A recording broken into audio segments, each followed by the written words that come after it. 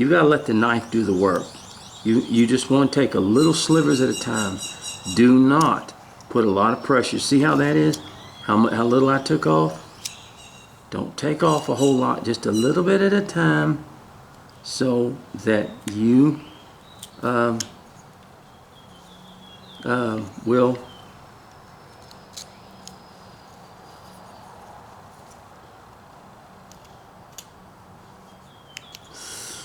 a little bit at a time, a little bit at a time.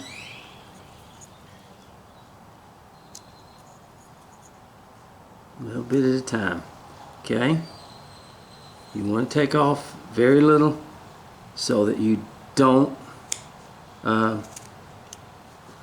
break it. That's what I'm talking about. Okay. Now, but that was a big thing. And I didn't even know he had prostate cancer. I wasn't sure. But obviously he did. He had been battling it for quite some time. And I'm sorry for his family. I really am. But I'm also I just don't feel real sorry for him. I feel sorry for his victims. And like I said, I don't know what went on as far as the domestic issue between his wife and, you know, I'm sure there was jealousy and stuff.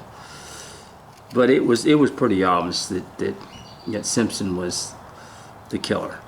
I mean, they never did find anything else who did it, and they pretty much know who did it. So I mean, but he just had a very good legal team that got him off. So and maybe you disagree with me on that, but I think most people knew. I mean, when they announced the verdict of not guilty, even his own lawyer, who was at that time Robert Kardashian, who was the Kardashian girls, that was their dad, or that still is, but I'm saying he passed away.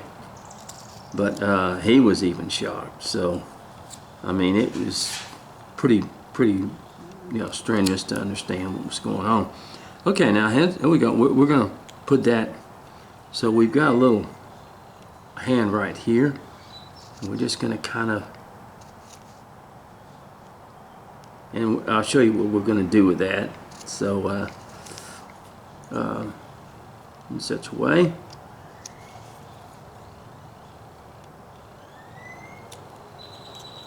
Okay.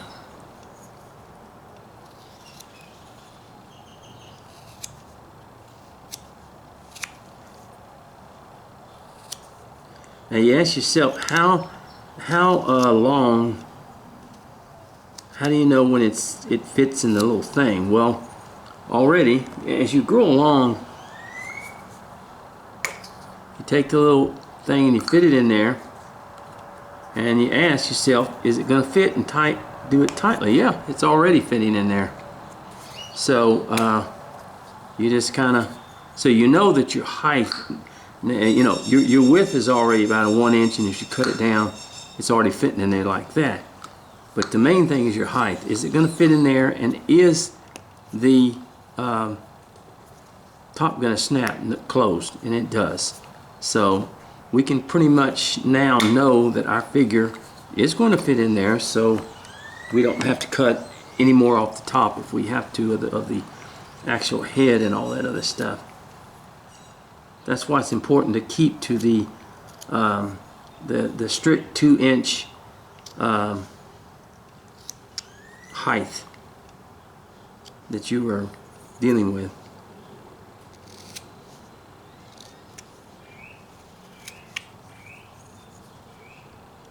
But I remember that so well, that trial and that stuff.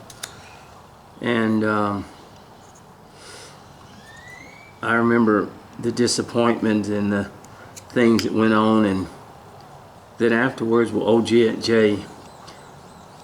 they, even though he was found not guilty, I think that the majority of America knew he was. So he was no longer looked upon. Now listen, folks, he was a great football player. He was. No one can take that away from him. No one can. He's one of the best and greatest football players around. But he tarnished his life with the things that he did. And that, people say, well, you just have to ignore that. No, you can't ignore that. I mean, you can't ignore murder, okay? Can't ignore murder. So, he was never, after that, he had his legal troubles, his legal woes. Then he got in trouble again, supposedly stealing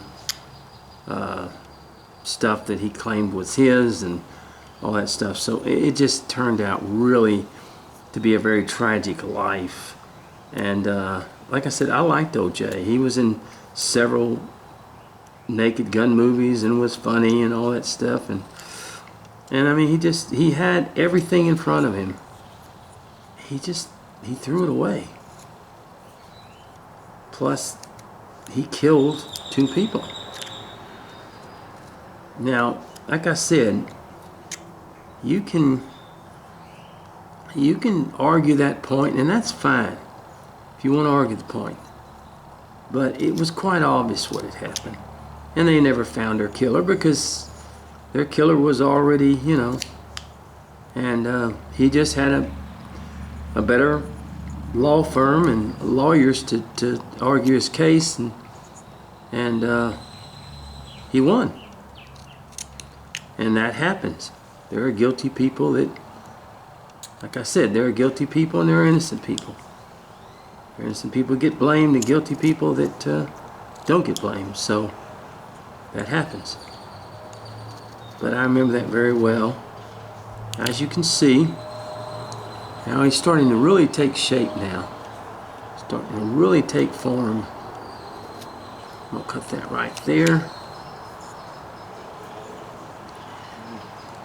Right here.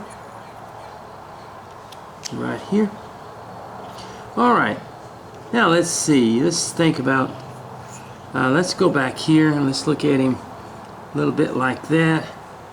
And let's bring this down a little bit more. Back here. And let's go ahead and bring this all up like this, where the back of the arms are.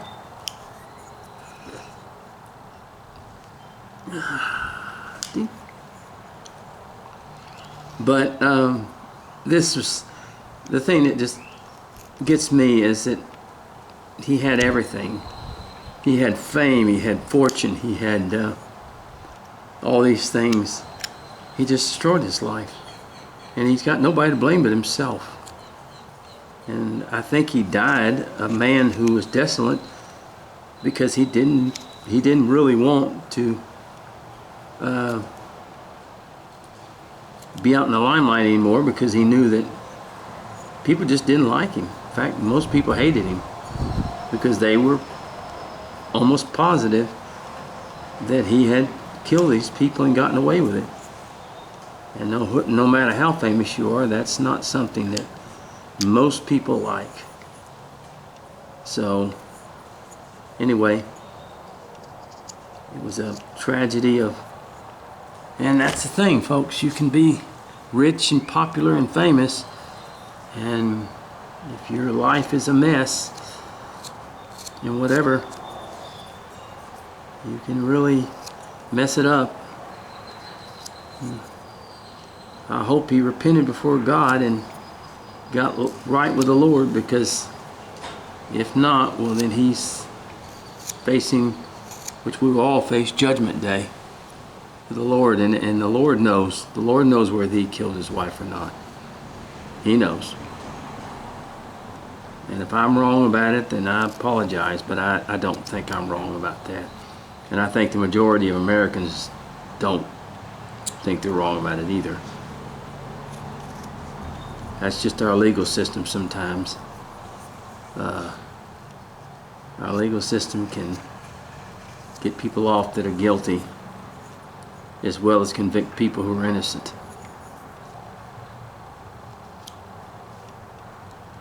Okay? All right, well, let's see. Let's put some clothes on him. Let's just go ahead and I'm just going to bring his coat down like this. And you take your knife and you make a deep, not too deep, but I mean a deep cut from there all the way down. And then you come back with the tip of the knife. You do this.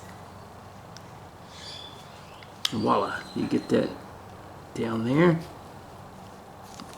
Cut it as you go along. And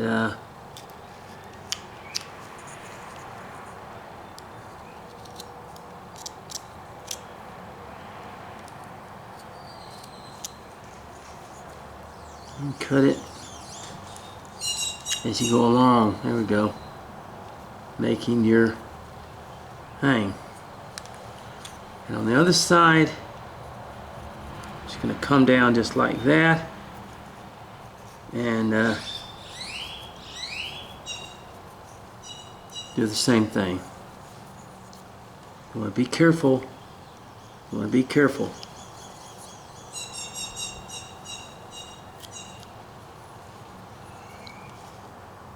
But I mean, that trial presented the first, and now you see it everywhere. You see the trials on TV, you see them on the internet, you see and all that stuff. But that was really the very first big, what you call trial of the century that people sat and listened to for, oh gosh, it went on for months, concerning the O.J. Simpson case. And I will say this, he was found not guilty. He was acquitted. But I don't think he ever enjoyed his life after that. I don't think he ever, enjoyed, and we're cutting these things in with the shoes, okay? Where the coat's supposed to be. I don't think he ever or knew that people knew. And so his life never was the same again because people looked at him totally different. Not as the greatest running back in the world, but as a man who got away with murder. And that's a tragedy in itself, folks. It really is. I mean, you can say, well, he got away with it. No, he didn't get away. We don't get away with things in our life. We really don't. We think we do. Let's check this one more time.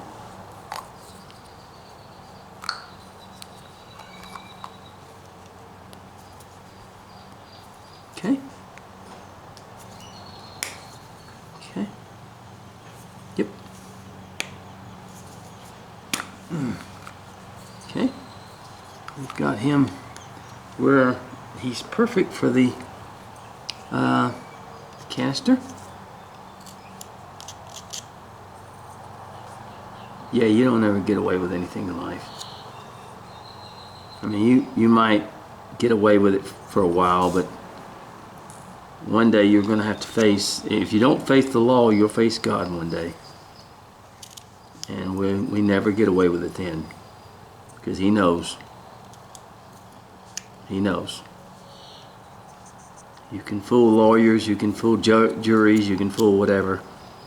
But one of the keys that it did open up was during the O.J. Simpson trial was the fact of kind of a race type difference in who believed who. I think that the majority the majority, all right, we're going to make some pants for him right here.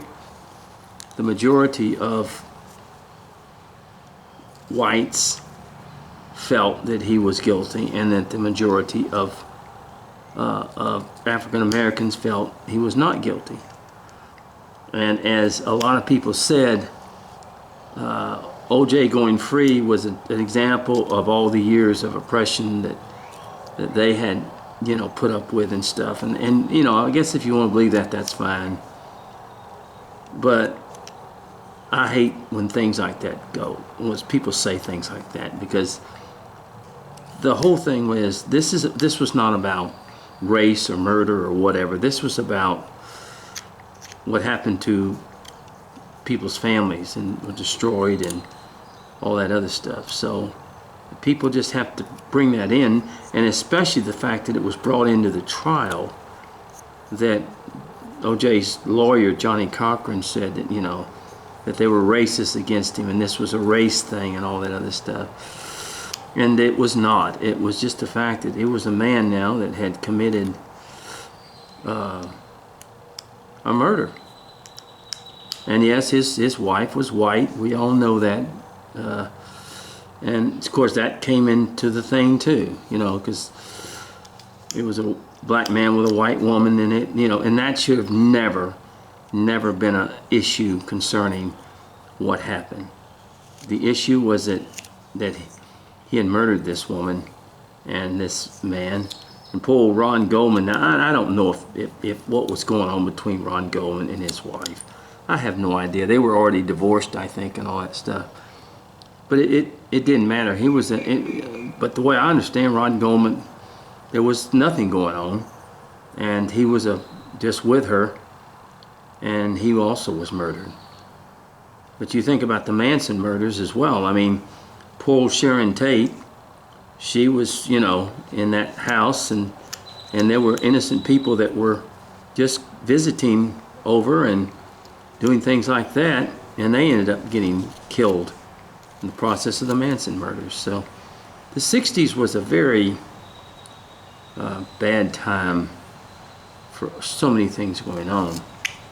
So, like I said, I do feel sorry for OJ's kids. That wasn't their fault, you know, that's what their dad did. But still, you can't make excuses for murder. You just can't. I mean, it's obvious what was going on and what happened. So, anyway, we'll wait and see. It's just terrible. Anyway, here we go. Thing about my channel, you keep up with the current events. I told you folks, I'm the kind of person that I like to present videos where we're just sitting here and whittling and talking about things, and you know, I've done, most of my videos were all instructional when I started out, but now it's for leisure. My videos are more just for leisure and enjoying yourself, just talking.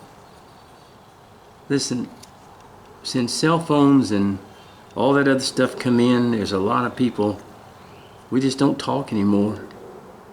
And it's a dirty shame, it is. It's a shame we don't spend more time like Grandma and all of them used to be. They'd go out on the porch after a meal on Sunday and just talk about everything in the world. And I remember my grandmother on my mother's side, and that used to be the most pleasurable time for them, and they'd go in every afternoon and sit on the back porch, sit on the front porch, because houses had porches back then, wave at the people going by, the neighbors and stuff, and just talk. And maybe you don't like that. See, there's a lot of people that don't like my channel, and that's fine. But a lot of people say, well, I don't like all that talking. Well, it's because nowadays people don't talk. People don't listen. Listening is a chore. It really is. Now, it's hard for me to listen if I don't have anybody to listen to while I'm doing my videos. But it's a pleasure for me to sit with anyone. And I used to do that. I've met carvers, and we sit down and we solved all the world's problems. And we had a wonderful time. And I know there's a lot of people out there, folks, And I've gotten a lot of letters from people who watch my videos. And I know I'm different. My buddy Doug, he doesn't say much, just does it. But, okay, we've got this mapped out pretty good. As far as the clothes and everything like that. I'll come back here and do a little, I like to do that little cut like this on both sides just to kind of give it a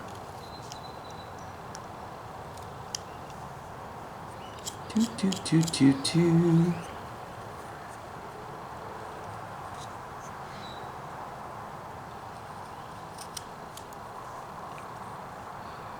All right, this.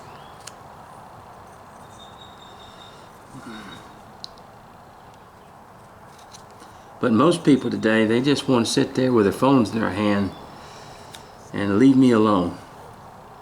You see them out at motels, out at restaurants, and whole families of people on their phone, not paying any attention to one another. No wonder the world's so lonely. But I don't think I saw my grandma and them at their happiest is when they were sitting on the porch, talking. And God, we had a small front porch, and they had a small front porch, but there'd be my aunt and my grandma, grandpa, a couple of my uncles, things like that.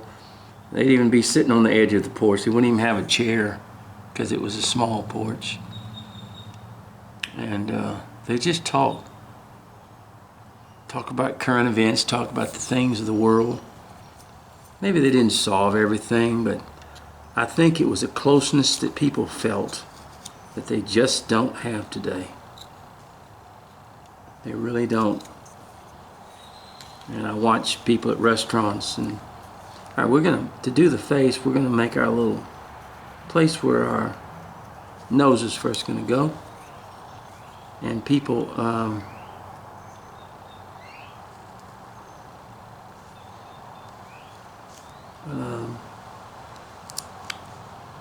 and I get a lot of letters from people who say, I love your channel because it makes me feel like I'm sitting there with somebody and we're just talking and carving.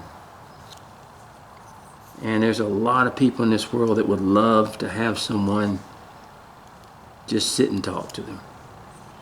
Now I know a lot of you young people, that isn't important today because you text with one another all the time. And you don't understand that when you're texting, you're doing the same thing. I see these young girls, they're texting all the time.